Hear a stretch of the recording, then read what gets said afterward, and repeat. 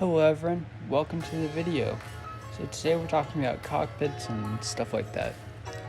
So the plan for the video, I have two sort of examples for a low part count and a high part count examples of cockpits. And then I'm going to talk about how to make a good looking switch.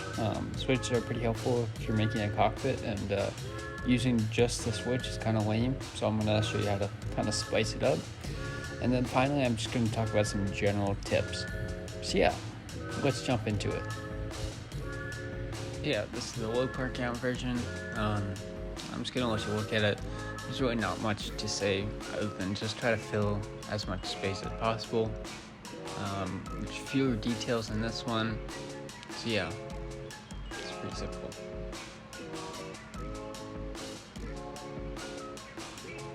And this is the higher part count version. You see it looks a lot more full, it's bigger. This is obviously for two people. It's got more details like the fan, and then there's this light bar. Both are kind of low part count, but just sort of add to the details and add to the part count, obviously. Yeah, just more empties and stuff like that.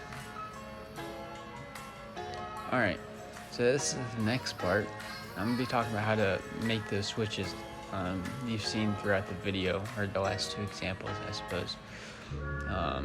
So we're going to start out with a switch. So you just grab it. I'm going to do this on the strut. You can do it really wherever you want. And then I'm going to increase the size of the switch because I think as is, it's too small in my opinion. Now the next part does require the tinker panel, more specifically hidden properties, but I'm going to walk you through it. So what I'm going to do is I'm going to copy the strut. You can do this with either a strut or a fuel tank, whatever is best for you. Let me get rid of the texture real quick. Now, as is, it's a solid object, right? But what you need to do is make it hollow. And I don't like using like the cargo bay or stuff like that for that.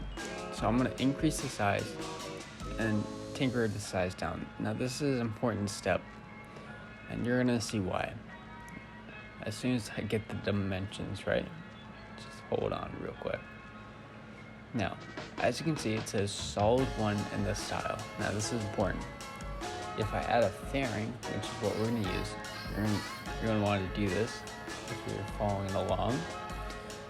Go for, basically go to the same place. Now in the same style place it says fairing 1. You're going to copy that over, or if you're on a different platform, just type it in. You just go Control C. And then, once you're done with that, you can click on the strut or fuel tank and just hit Control V. It's really that easy. Hit apply. Now if you go ahead and look, it's hollow. The great thing about this though, the reason why I don't do it with just that part is the connections. Actually, hold on, I'm going to increase the size because I don't like how thin it is. No, and this is why we have to do the whole tinker panel, because we don't want it being solid again with the little cross. I don't know, but yeah, I just changed the size real quick. Let me decrease it. The problem is it does get a little wacky with the tinker panel. That's just something to keep in mind. So yeah, here's the connections. It has the same connections as a strut. It's basically the same thing as a strut. It just looks like a fairing, which is the best part. So yeah, this is that's the hard part. So basically add the switch and you can just attach it to the top. Hold on, a little adjusting.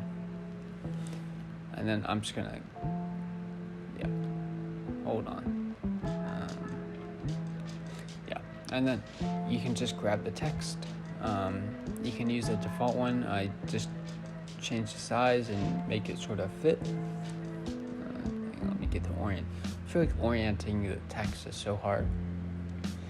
Alright, there it is. Just gonna do this. Almost there.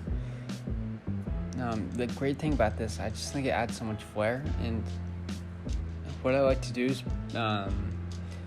painting the sort of strut and the text in this case with a mission, and just leaving the switch alone. I think that looks the best look at night. So yeah, that's basically it. Sometimes the text will start clipping, but that's a pretty easy fix. Now finally, the other thing I like to do with this is to make it round. It's a different look. I kind of like the look, and just kind of what you prefer, if you like the square round.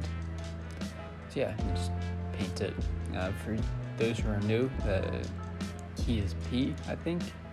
So yeah, because there's a lot of new people, I'm going to show you how to make a sub-assembly really quickly. So just grab it, and then there's that weird plus on the left side. Just drag it there, name it. I'm going to call this guy Switch Mark IV. And that's it. This is helpful so you don't have to remake it every time you want to use it in a craft. So yeah, back to your regular scheduled program. So for the last part of this video, I'm going to be doing some basic design tips for the cockpit.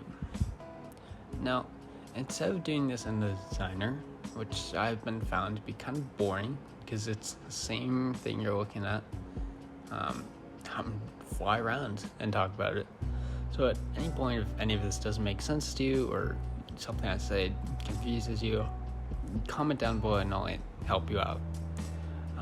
So I'm going to get these in the air, which I guess leads us to the first part. As you saw, I just flipped up these switch covers, but all of these are actually the Komodo nose cone.